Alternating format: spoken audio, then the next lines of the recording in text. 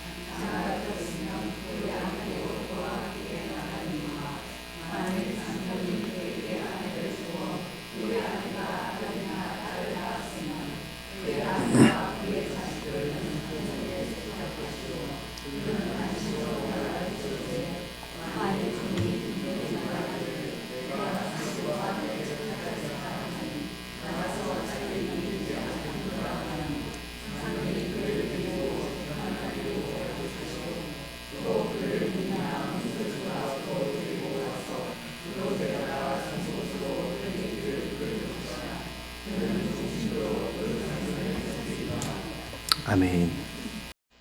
43문. 우리가 이게 좀 빨리 착착착착 치고 나가야 되는데 자꾸 머뭇거려지는 게 이제 우리가 오예배 때 못한 행사들을 갖다가 오예배 시간에 다 하다 보니까 이게 한 주 아주 계속 이렇게 속도를 빼지 못하고 가다가 쓰다가 해서 아직까지도 43문인 것 같습니다. 우리가 되는 데까지 한번 힘을 써서 빨리 달려보도록 하겠습니다. 44문입니다. 십계명의 머릿말이 우리에게 교훈하는 것이 무엇입니까?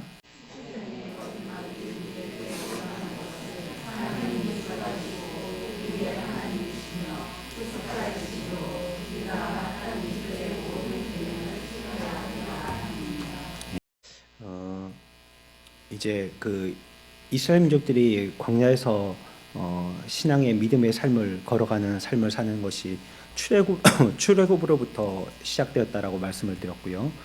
출애굽할 때 이스라엘이 어떤 모양으로 나왔는지도 설명을 드렸습니다. 그들이 애굽에 살 때는 종살이의 모양으로서, 그러니까 뭐 자기 재산도 은근 패물도 없이 비인격적인 그런 대상으로서 살았지만 가나안을 향해서 출발할 때에는 전혀 그렇지 않고 가난에 허덕이지도 않게 은근 패물 의복을 가지고 나왔더라 했습니다. 그러니까 부자가 돼서 나온 것이죠. 그리고 또 이들이 나온 모습도 어디에 쫓겨서 나온 게 아니고요. 오히려 그들이 나와가지고 홍해 앞에 갔었을 때는 애굽의 그 추병들이 죽이려고 쫓아오긴 했지만 사실은 이들은 도망쳐 나온 게 아니거든요. 애굽 민족들이 나가라고 제발. 처음에는 안 보내준다고 했다가 더 이상 있었다가는 민족이 멸절 위기에 있으니까 이렇게 해서 한 10가지 재앙이 아니고 한 15가지 재앙 정도만 가도 우리나라와 민족은 없어지겠다 싶으니까 빨리 좀 나가라 했단 말이에요. 그 나가면서 막 은근 패물 다 안겨주면서 빨리 좀 나가라고 이렇게 등 떠밀었거든요. 그렇기 때문에 나올 때는 이들이 쫓겨나온 것도 아니고요. 도망쳐 나온 것도 아닙니다. 승리자와 같이, 개선 장군과 같이 이렇게 나왔다 한 것도 우리가 알게 되었습니다. 이들이 나오게 되어질 때에도 보면 비단 유대인들만 나온 것은 아니라고 얘기했습니다. 뒤에 보면 성경에 12장 38절에 보면 수많은 잡족과 양과 소와 심이 많은 가축이 그들과 함께 하였으며 라고 얘기한 것을 보았을 때에 그들이 출애굽할 때에 오롯한 이스라엘 유대인들만 나온 것이 아니고 잡족들도 같이 섞여 나왔다는 걸 우리가 알 수 있고요. 잡족은 왜 그런지를 설명을 드렸습니다. 애굽이라는 나라가 광대한 큰 나라였기 때문에 지금 또 보면 미국이 큰 나라잖아요. 그러니까 여러 나라, 여러 민족들이 섞여서 살고 있죠. 러시아도 큰 나라잖아요. 그러니까 여러 민족, 여러 나라들이 섞여 있단 말이에요. 중국도 마찬가지입니다. 큰 나라죠. 그러니까 여러 나라 사람들이 섞여 있단 말이에요. 우리나라는 한민족이죠. 왜 그렇다고 그랬죠? 작은 나라라서 그렇습니다. 우리나라가 작아서 그렇습니다. 우리나라가 지금 우리의 규모의 10배만 됐더라도 여러 민족들이 아마 섞여서 지금 민족을 이루었을 것입니다. 그렇기 때문에 여기에 보면은 여러 나라들이 섞여 있었고요. 그래갖고 나올 때 같이 나온 걸로 보여집니다. 그런데 말이에요. 여러 잡족이라고 할 때는 뭐 이름 모를 그런 여러 소수 민족들도 있겠지만 그 가운데 어느 민족도 있을 거라고 우리는 예상했죠? 애굽인들도 있을 거라고 예상한 겁니다. 그들도 보고 그들 주변에 있었던 일들을 보고 눈으로 직접 목격을 하고 그렇게 같이 따라 나온 것이죠. 이들이 나올 때는 그렇게 나온 걸음이 쉽게 결정한 걸음이 아니었을 거라고 우리가 추측해 보는 것은, 그들은 굉장히 프라이드를 갖고 있었던 그런 민족들이었기 때문에, 애굽은 강대국이니까요. 마치 미국인들과 같이 우리는 막 지구상에서 가장 강한 나라야, 이런 프라이드가 있었기 때문에, 그런데 불구하고 자기들의 민족을 갖다가 저버리고 자기들이 종살이했던 민족을 따라 나왔으니까 말이죠. 그 걸음이, 그 결단이 그게 작은 결단이 아니었을 거라고 생각합니다. 왜냐하면 애굽에서 사는 이스라엘 민족들을 볼 때에 그들이 이스라엘로서 애굽에 종살이 할 때는 그렇게 썩 매력적이지 않았잖아요. 그들은 종이었기 때문에 자기들이 부리면 부리는 대로 일을 하고, 그냥 여기서 걸레 닦아라 하면 걸레 닦고, 뭐 마당 쓸어라 하면 마당 쓰는 그런 사람들로 별로 그렇게 특별하게 보이지 않았지만, 그런데 이제 그들이 이 이스라엘을 따르지 않으면 안 될 정도로 하나님께서 그들 가운데 함께 하시고 역사하시는 걸 보여주었기 때문에요. 그래서 이제 더 이상은 그들 민족에게는, 애굽 민족에게는 소망이 없지만 이스라엘을 따라가서는 소망이 있겠고 살 길이 있겠다 싶어가지고 이제 애굽인들조차도 이스라엘 민족들을 따라가게 된 것이죠. 이제 잡족들은요, 하나님의 기적을 보고요, 두려운 마음이 생기고, 애굽에 사는 것보다도 이스라엘 백성이 보잘것없지만 그들이 하나님을 따라서 사는 길, 그것이 자기들도 살 길이라는 것을 느끼고요, 그리고 이제 그들을 따라 이제 나가게 된 것입니다. 그래서 이제 이들이 계속 따라갑니다, 끝까지.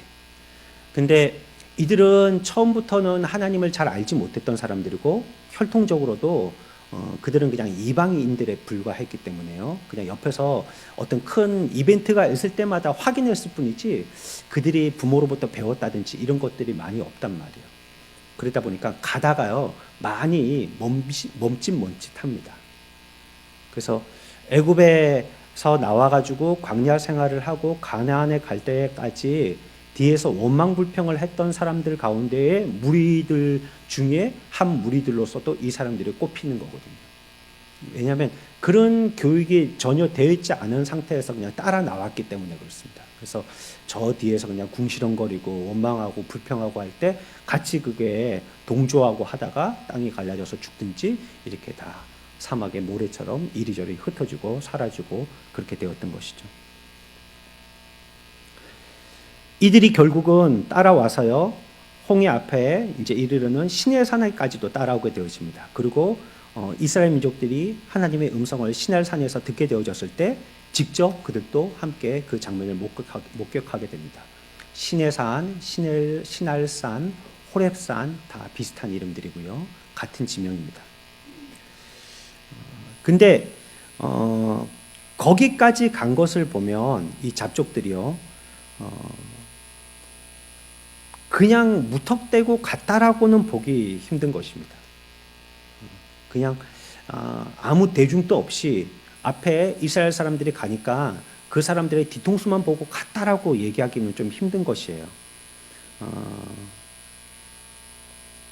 어떻게 거기까지 갔든지 간에 그들에게도 이 길을 갈 때에 이스라엘 민족들이 구원받은 것과 같은 구원이 그들에게도 있을 것이라는 어떤 믿음 같은 것, 이런 것들이 조금이라도 필요했고요. 그것이 없이는 이스라엘을 따라서 광야길을 접어설 수가 없었기 때문에, 접어들을 수가 없었기 때문에요. 그리고 그들에게 나타냈던, 이스라엘인들에게 나타냈던 그 두렵고 그 어미하신 하나님이 살아 계신다는 것을 믿지 않고서야 그들이 애굽의 고향에 살고 싶어하지, 고향을 떠나서 자기들도 잘 알지도 못하는, 자기들로 볼 때는 이방인인 이러한 이스라엘을 따라서 출애굽한다는 것은 이해할 수 없는 일이죠. 그렇기 때문에 우리도 예상해 볼 때는 이들이 잡족이긴 하지만 이스라엘인들과 함께 동행했다는 것은 그들에게 어느 정도의 믿음을 갖고 있었을 것이라고 생각을 하는 것입니다. 하나님에 대한 신앙, 또 그를 통하여서 얻게 되어지는 구원, 이런 것들을 조금이라도 뭐 그게 직접적으로 우리처럼 이렇게 뭐 체계적으로 배운다든지 어릴 때부터 배운다든지 부모의 기도로부터 배운다든지 그러지는 못했지만 그 순간에 일어나는 어떤 사건들, 이벤트를 통하여서 그들은 배우고 확신 가운데 출발했을 것이라고 생각되어집니다. 이들도 보면 그 좋은 예가요. 이스라엘 민족들이 출애굽할 때에 그 양피를 발라서 그 문에 표시를 했을 때 죽음의 천사가 그걸 보고 그 집을 들어가지 않고 지나갔다 했잖아요. 그러니까 이 잡족들도 아마 자기들도 죽음을 면하기 위해서 똑같이 했을 거라는 거예요. 그러니까 똑같이 밤에 죽지 않으려고 모세의 말대로 피를 발랐던 것이죠. 그 행위 자체가 뭡니까? 피를 발라서 죽음의 천사가 들어오지 못하도록 하는 거. 근데 여기에 대한 깊은 뜻은 잘 몰라요. 모르잖아요. 이 피가 뭘 상징하는 건지, 이 피가 무슨 능력이 있는 것인지. 그래가지고 우리가 이후에 어떻게 될지 이들은 전혀 역사적인 어떤 배경이 없기 때문에 그걸 왜 해야 되는지 한 이후의 결과도 전혀 몰라요. 근데 단순하게 이들은 모세가 그렇게 얘기한 걸 듣고 이스라엘인들이 한 거와 똑같이 따라한 겁니다. 그냥 따라한 거예요. 그러면 그 따라한 것을 무엇으로 봐야 될 것이냐? 이것도 우리가 볼 때는 순종으로 보는 겁니다. 따라한 것도 순종인 것입니다. 제가 오늘 교회 학교에서도 수료식 할 때도 그 얘기 했는데요. 우리 학생 때가 중요한 것은 이때에 기질적이거나 성품적인 것이 다 만들어지는 때이기 때문에 그렇거든요. 그래, 목사들이 목사가 되어가지고 목회를 하는데 성인이 다 지나서요. 40살 이후에 목회를 시작한 사람이 끝까지 목회를 완주하는 확률이 매우 적습니다. 10몇 프로뿐이 안 됩니다. 성인이 되어서 목회를 하게 됐을 때. 물론 뭐 성인이 되어서 목회하죠. 그러나 이제 그 신앙생활이 말이죠. 성인이 되어서 신앙생활을 하다가 목회를 시작해가지고 끝까지 완주하는 경우는 열에 한두 명뿐이 없다는 거예요. 그러면 나머지는 뭐냐? 다 학생 시절 때부터, 어렸을 때부터 교회 학교 다니고 선생님한테 지도받고 배우고 뭐 교회에 이런 일 저런 일들 자기가 수고하고 헌신하고 봉사하고 뭐 성탄 열날 나와서 성극도 하고 이렇게 봉사도 하고 뭐 박수도 받고 같이 수양회도 가고 막 그러면서 자라온 그런 사람들이 나중에 목회를 해가지고 완주하는 경우가 7, 80%라는 거예요.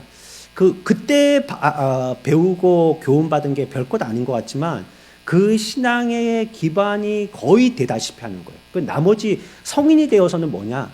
지식적인 것 조금 이제 설명할 수 있을 만한 지식적인 것 이런 거 이제 그때 기회를 통해서 배우는 거고 또 뭐 성장하면서 여러 경험들이 있겠죠. 하나님의 역사하심의 말씀이 어떻게 역사하신 것 이런 것들을 이제 체험적으로 배우게 되어지는 그런 기간으로 성인기를 보낸다라고 생각이 되어져서 저도 아마 그랬다. 그래서 여러분들도 그러기를 바라고 그러므로 지금 학생 때가 매우 중요하다. 그렇게 좀 간증 아닌 간증을 했었습니다. 그러니까 이들은 보면 전혀 기반이 없는 사람들이지 않습니까? 신앙의 어떤 기반이라고는 생각할 수 없는 그런 잡족들인데 그럼에도 불구하고 모세가 말하고 또 이스라엘 민족들이 모세의 말에 순종한 걸 갖다가 그들은 그대로 답습하고 따라했단 말이에요. 똑같이 한 것뿐이란 말이에요. 우리가 학생 시절에 왜 이거 하라고 하는지 잘 모르고 따라한단 말이에요.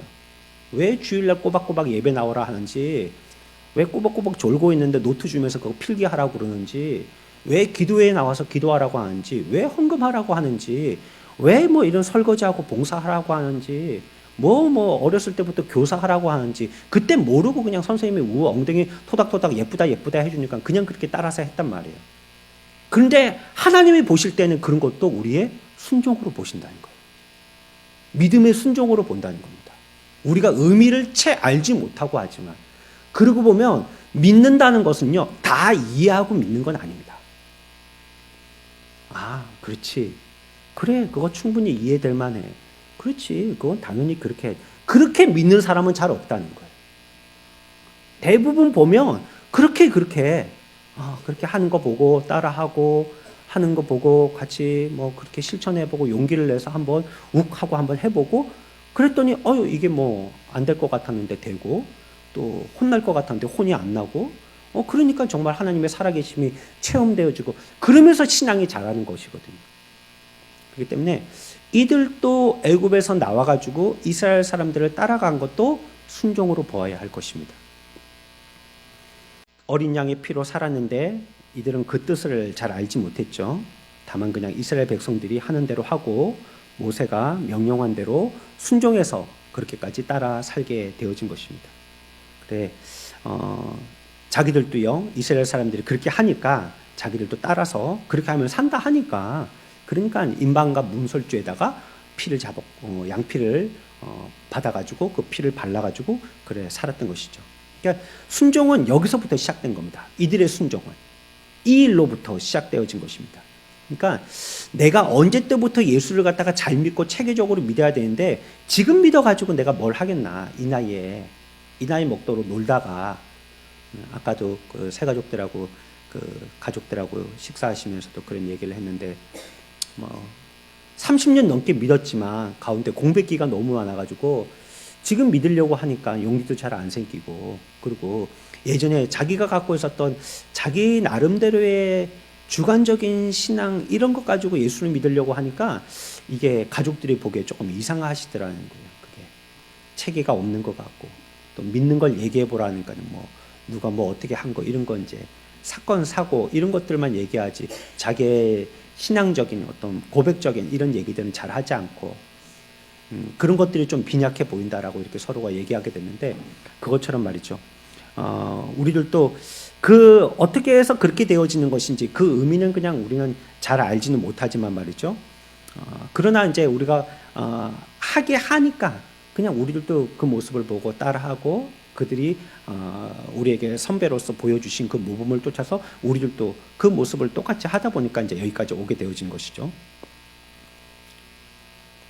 하나님은 그러나 그것을 순종으로 여기시고요. 또 그들은 그 의미를 잘 모르고 했다 할지라도 하나님은 그들을 알고 그들의 선택에 대해서 존중하여 주신 것이죠. 그래서 그들은 결국 순종했기 때문에 애굽에서 나오는 자가 되었던 것입니다. 그래서 깊은 뜻은 몰랐지만요, 이들에게는 머리에 아주 하나의 분명한 것이 각인되어 있었을 것입니다. 자기들이 다른 애굽의 가족들이 다 그와 같이 마지들이 다 죽어져 나갈 때 자기들만 죽지 않았던 그 이유는 분명히 눈으로 확실하게 보았던 벌겋게 칠해졌던 그 문 입구에 발라졌던 그 피, 그게 우리를 살렸구나 하는 그 인상은 죽을 때까지 지워지지 않을 것입니다. 이것이 나를 살렸구나. 이 벌겋게 칠해져 가지고 온 문에 피가 줄줄줄줄 흘렀게 이렇게 막 눈에 막 탁 띄어지는 이것이 내가 이게 아니었으면 우리 큰아버지 댁이나 우리 외삼촌 댁이나 저 애굽인들의 마지들의 죽음과 같이 우리 집에도 반드시 장사를 치러야 됐었을 텐데, 그렇지 않고 우리 집만 오롯하게 이와 같이 구원받고 우리들 집에는 아무 일도 일어나지 않은 것처럼 이스라엘 민족들이 그냥 쏙 빠져나온 것처럼 우리들도 쏙 빠져나오게 되어진 것이 바로 저 피 때문에 그렇겠구나 하는 것을 갖다가 머리에 확실히 각인하고 나왔을 것이라는 것입니다. 그러면서 이제 이들이 아마 그 출애굽 생활을 할 때도 계속 그것이 생각났을 것입니다. 그 피가 나를 살렸다. 그 피가 나를 살렸다. 그 붉은색 피가 그걸 발렸더니 그것이 나를 살렸다. 이것이 계속 생각났을 거라는 것입니다. 그래갖고 그 생각을 가지고 이스라엘 민족들을 계속 따라오는 것입니다. 그들이 갈 때 그 뒤에서 그들이 가는 걸음을 졸졸졸졸 쫓아간 것인데, 그 걸음이 어디까지 갔냐면 시날산 앞에까지 간 거죠. 시날산에서 하나님께서 계명을 주시지 않습니까? 이스라엘 민족들에게 하늘의 우레소리로 쉐키나 은혜의 놀라운 주의 그 권위의 구름 가운데서 그들에게 보여주시고 말씀하시고 하시는, 이걸 이 잡족들도 와서 같이 보고 체험하게 된 것입니다. 그러니까 이건 그 잡족들에게는 아무 노력이나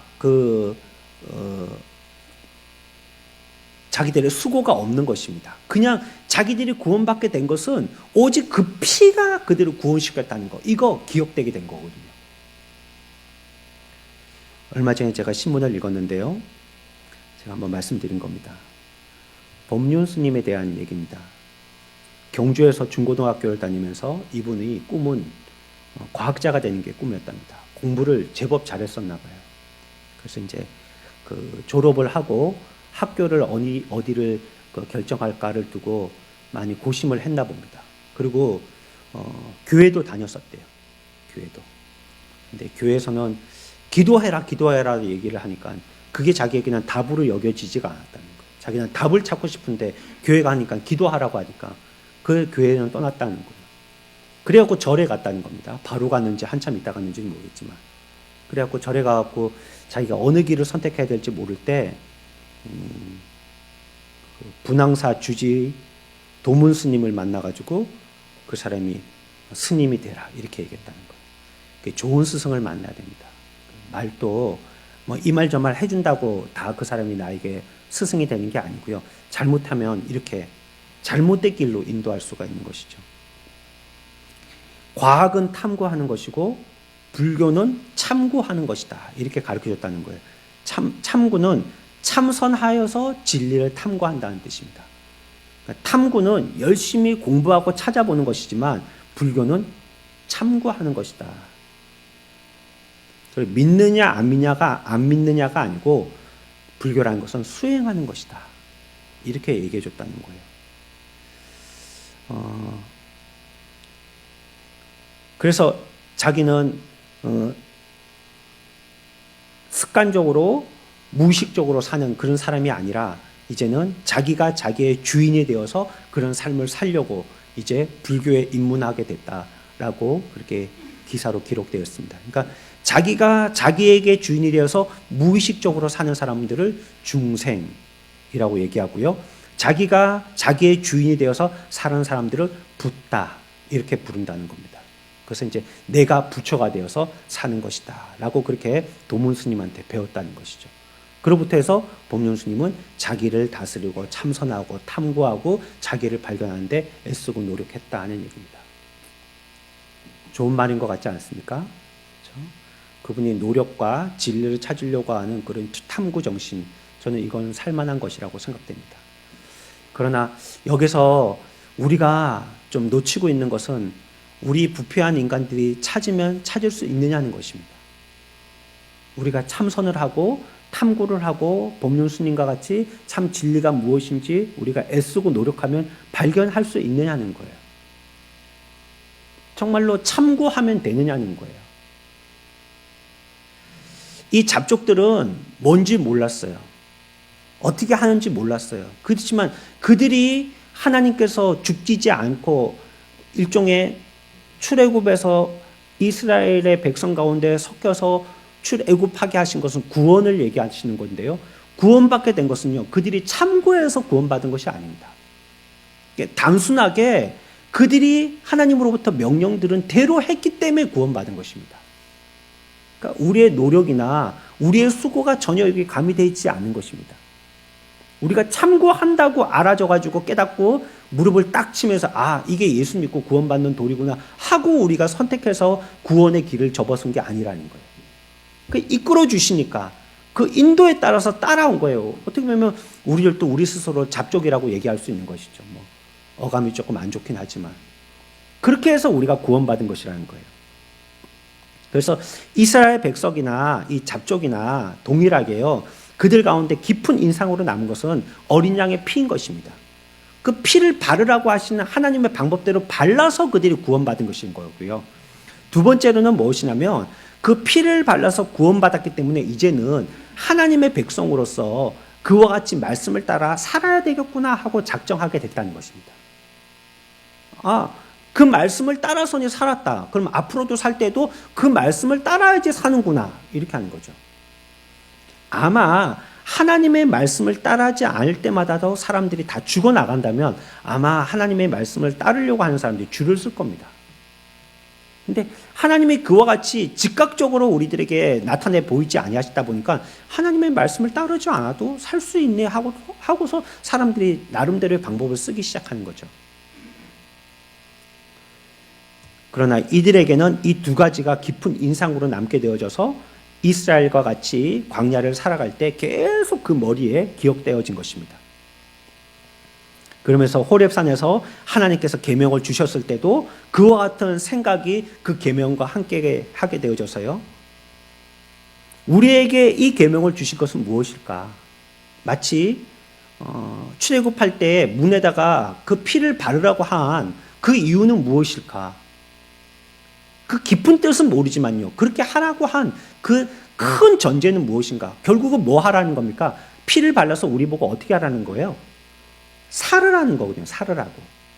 피를 바른 그 집은 산다는 것이거든요. 그게 무슨 의미인지는 모르지만. 그러면 호렙산에서도 마찬가지예요. 이들이 하나님이 우르릉 쾅쾅 하면서 우리들에게 이 계명을 주셨을 때는 왜 주셨을까? 주신 이유가 뭘까? 문에다가 피를 칠한 것처럼 우리들에게도 이 계명을 지키면 어떻게 하라는 거예요? 살으라는 겁니다. 살으라고. 이렇게 하면 사니까 살으라는 것입니다. 그러니까 이 방법은 내 방법이 아니고 하나님이 내셔서 하나님의 방법으로 출애굽한 것처럼 이 말씀도 우리의 지식이 아니라 하나님이 주신 것이기 때문에 하나님이 주신 지식대로 하면 살게 된다는 것입니다. 똑같은 원리를 적용한 겁니다. 그래서 그러면 우리가 그래서 출애굽해서 살게 된 것처럼 그래서 이 말씀을 따라서 살아야 되겠구나 하고 그들이 기억하게 된 겁니다. 계명을 받을 때도 그런 마음을 가지고 받게 된 것입니다. 만약에 어기면 어떻게 될까요? 죽죠. 거기에 여지가 있습니까? 문에 피 안 바르면 죽었잖아요. 마찬가지로 여기서도 이 계명을 지키지 아니하면 죽을 거라고 이들은 생각한 것입니다. 그걸 그들은 직접 목격했기 때문입니다. 봤잖아요. 죽는 게 이게 허풍이 아닌 걸 봤잖아요. 정말로 10가지 재앙이 날 때마다 다 죽여버리잖아요. 생명이 있는 것은 송두리째 다 죽여버려. 아무것도 안 남게 다 죽여버리잖아요.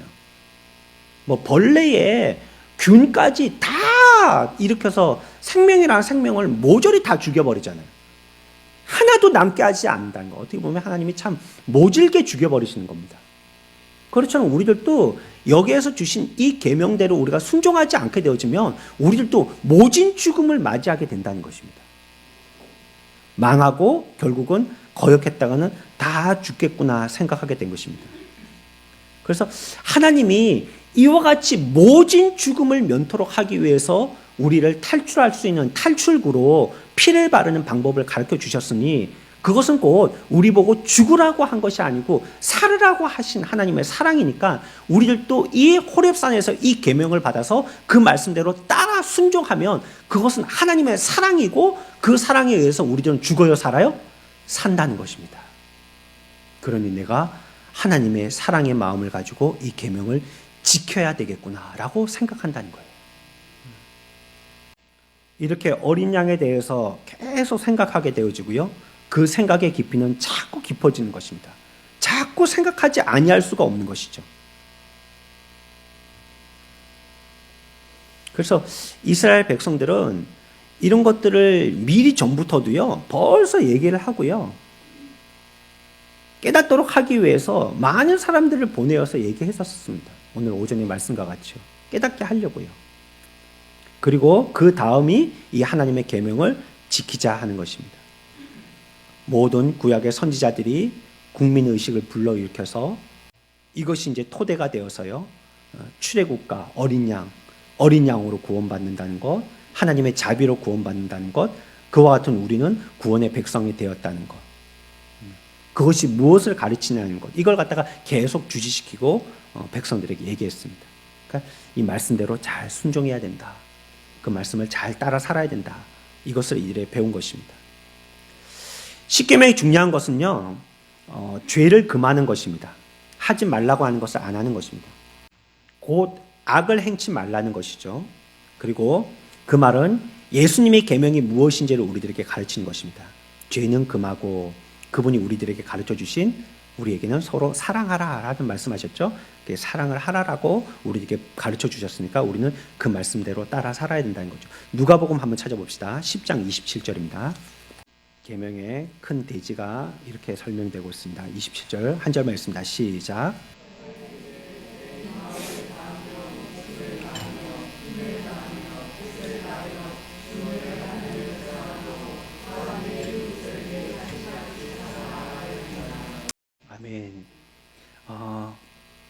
죄를 짓지 말라는 것 있잖아요. 이거 힘이 들어요? 힘이 안 들어요? 네, 힘들죠. 죄 안 짓는 게 힘이 듭니다. 오늘과 같은 세상은 더욱더 그렇습니다. 죄 안 짓기가 정말 힘들어요. 이 다 같이 모여가지고 부장님 작당하면서 뒤에서 뒷담할 때 나도 뒤에 섞여 있으면서 그거 할 수밖에 없게 된단 말이에요. 안 그러면 내가 왕따 되니까. 다 같이 그렇게 해가지고 어떻게 조금씩 나눠 먹자고 그러는데 내가 거기 들어가갖고 안 돼! 이렇게 하면 초치라는 게 되니까 그 죄 안 짓기 어렵단 말이에요. 힘든 겁니다. 죄 안 짓기가. 그것처럼 사랑하기는 어때요? 쉬워요? 어려워요? 네? 사랑하기도 어렵습니다. 죄 짓지 않는 것만큼이나 어렵습니다. 그래서 성경은 우리들에게 뭐라고 얘기하고 있냐면 사랑할 때도 어떻게 사랑하라고요? 힘을 다해서 사랑하라는 겁니다. 힘이 든다는 얘기예요. 힘을 다해서 사랑하라는 거예요. 주 너희 하나님을 사랑하는데 힘이 들어간다는 거예요. 이거 쉽게 사랑이 잘 안 된다는 걸 얘기하고 있습니다. 하나님을 사랑하니까 하나님을 사랑한다면 다른 신 두지 말고 하나님 앞에 우상 섬기지 말고 하나님의 이름을 헛되이 사용하지 말고 하나님께만 사랑을 쏟아부어야 된다라고 얘기하는 것입니다. 자꾸 우리의 사랑의 힘을 갖다가 나누어서 여기도 한 줌 여기도 한 줌 자꾸 나눠서는 안 된다는 것이죠. 그런 의미에서 우리가 지켜야 할 것이 무엇이냐면 안식일이라고 얘기하는 것입니다. 자기 백성들을 인도해서요 영원한 안식에 들어가게 한 것이고요. 또 우리들에게 영원한 안식을 바라보도록 한 것이죠. 이 땅에서도 우리가 소망을 가지고 살 수 있도록 그때의 그날의 안식을 생각하면서 이 땅에서도 안식일을 지키는 것을 얘기하는 것입니다. 이거는 전적인 믿음이 없이는 안 되는 것입니다. 아니 휴일에 나가면요 돈을 더 준다니까요. 1.5배 더 준다고 하거든요. 우리 학생들이 알바 구하기 힘든 게 그거 아닙니까? 보통 보면은 주말을 껴서 금, 토, 일 이렇게 나오라고 하거든요. 쉴 때 보면 평일날 쉰대요. 월요일이나 화요일날. 그리고 나머지 때는 나오라고 하는 거예요. 왜냐하면 그때 장사가 되거든요. 사람들이 직장생활 안 하니까 나와가지고 하루 외식도 하고 시간 남을 때 애들 데리고 가서 신발도 사고 또 쇼핑몰에 가서 옷도 사고 그러니까 그날 장사가 되거든요. 그래서 사람들이 끌으니까 그때 식당 문을 열어야지 장사가 좀 된단 말이에요. 근데 우리는 그날을 피해야 되잖아요. 예배가 있으니까. 어떤 사람은 심야기도에도 나와야 되고 수요일도 나와야 되고 오전도 나와야 되고 오후에도 나와야 되고 그러니까 이날 저날 다 피하다 보니까 알바를 잡을 수가 없는 거예요. 뭘 할 수 있는 날이 없는 거예요. 그러니까 적어도 제대로 예수 믿으려고 하는 사람이 알바까지 하면서 예수 믿기 그런 걸 찾기가 청년들이 참 힘들고 어려운 겁니다. 어떤 건 돈이 안 되고 죽으라고 하루 종일 나가가지고 하루 종일은 아니지만 2-3시간 하는데 그게 말이 2-3시간이지 준비하는데 1-2시간 갔다 와갖고 또 피곤하다고 앉아있는데 1-2시간 그러면은 하루 다 가버리는 거거든요. 그 3시간 얼마 안 되게 3만 몇천 원 그거 보려고 하루에 그냥 시간을 다 써버리게 되어지는 이런 일들 뿐이 못하게 되더라는 거예요. 예, 이게 어려워요. 쉽지가 않습니다. 힘듭니다. 그러나 우리들에게 말씀하시는 것은 힘써서 믿으라는 것이에요.